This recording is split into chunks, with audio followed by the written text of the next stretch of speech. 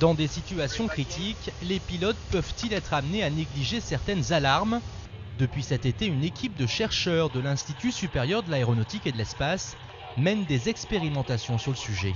On peut voir donc les patterns oculaires. Donc là, le point rouge, c'est le point de fixation du regard du pilote, qui va se balader sur l'interface, sur des prises d'informations sur la vitesse. Et là, on voit que, d'après son schéma visuel, il est en train de toujours vouloir atterrir, en dépit de cette alarme qui devait l'amener à remettre les gaz parce que son train d'atterrissage n'est pas sorti. Ces pilotes d'avions légers qui se prêtent volontiers au jeu sont bardés de capteurs comme cet Eye Tracker, équipé d'une caméra de scène et d'une caméra infrarouge. Objectif, étudier les différentes manifestations de stress, comme le rythme cardiaque, la conductance cutanée ou encore l'activité saccadique de l'œil.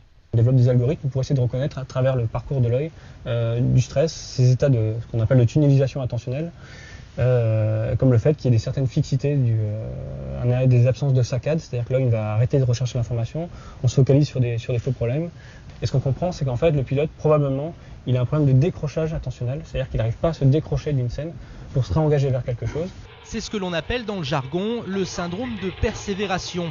Stressé, focalisé sur sa cible ou sur son atterrissage, un pilote de chasse, un opérateur de drone ou encore un commandant de bord peut être amené à manquer des informations visuelles ou auditives importantes.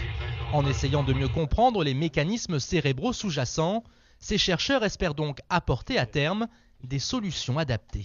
Ce qu'on propose, c'est de simplifier cette interface en temps réel, quand on détecte ces états-là, pour que le pilote puisse retrouver les bonnes informations et arrête de se concentrer sur les informations qui polluent. Et en parallèle, ce qu'on peut faire, c'est qu'on peut lui décharger un certain nombre de tâches.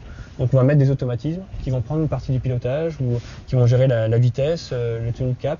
Voilà, on peut imaginer en temps réel modifier complètement le partage de l'autorité, l'interaction, faire vibrer un manche et l'affichage des displays. Ces recherches, suivies de près par le ministère de la Défense, le Bureau Enquête et Analyse et l'avionneur européen, pourraient déboucher d'ici quelques années sur de sérieux changements dans les cockpits des avions de chasse et des avions commerciaux.